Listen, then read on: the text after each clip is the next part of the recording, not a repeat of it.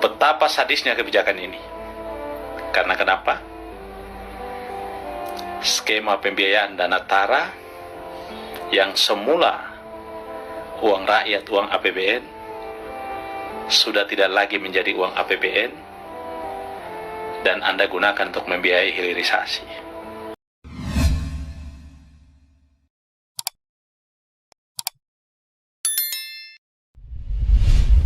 Tidak ada niat sedikit pun untuk kami mempersulit kehidupan rakyat Indonesia.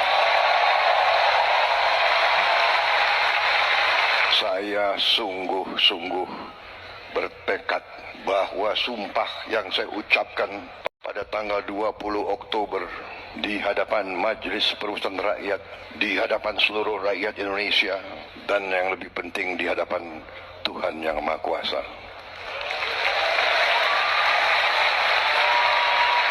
Untuk menjalankan Undang-Undang Dasar dan menjalankan segala undang-undang dan peraturan Republik Indonesia dengan sebaik-baiknya. Mohon maaf Pak Presiden, saya harus menyatakan Anda mulai jahat sama rakyat.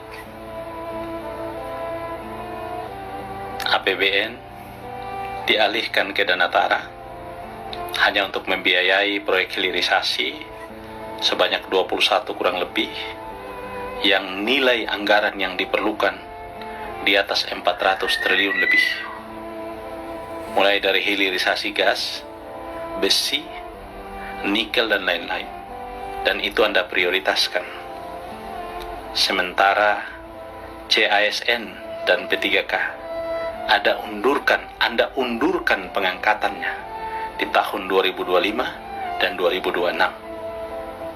APBN Anda gunakan untuk membiayai proyek-proyek strategis. Mohon maaf, sekali lagi saya katakan, yang menguntungkan pejabat-pejabat yang ada di lingkungan sekitar dan kebijakan yang dibuat oleh mereka. Menguntungkan mereka. Bisa jadi Anda pun diuntungkan Pak Presiden. Sementara kepentingan kurang lebih 2 juta rakyat Indonesia yang menanti nasibnya diangkat sebagai CASN dan P3K, Anda pending. Saya harus mengatakan Anda jahat Pak Presiden. Saya berharap, sekali lagi, saya berharap Bapak menjadi presiden yang baik buat Indonesia.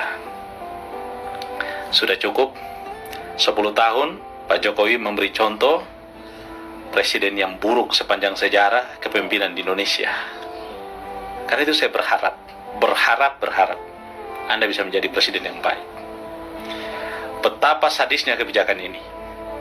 Karena kenapa? Skema pembiayaan dana TARA yang semula uang rakyat, uang APBN, sudah tidak lagi menjadi uang APBN dan Anda gunakan untuk membiayai hilirisasi. Semestinya Pak Presiden, proyek hilirisasi ini gunakan saja skema pembiayaan swasta dan libatkan investasi asing. Biarkan APBN bekerja dan membiayai kepentingan rakyat, Pak Presiden. Kita tidak mendesak kok. Gas, besi, dan lain-lain itu tidak mendesak. Tidak menyentuh kebutuhan rakyat, Pak Presiden. Yang mendesak itu lapangan kerja, Pak Presiden. Yang mendesak itu makan hari-hari, Pak Presiden. Yang mendesak itu kesehatan gratis, Pak Presiden. Yang mendesak itu pendidikan gratis, Pak Presiden. Yang mendesak itu putaran ekonomi, Pak Presiden, agar daya beli masyarakat meningkat, Pak Presiden. Itu yang mendesak, Pak Presiden.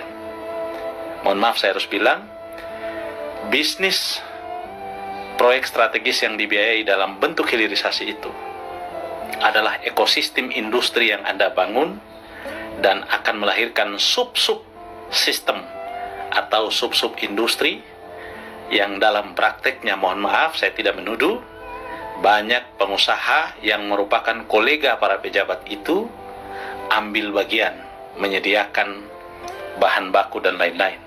Dan mohon maaf, kebijakan itu hanya menguntungkan pejabat dan sekitarnya.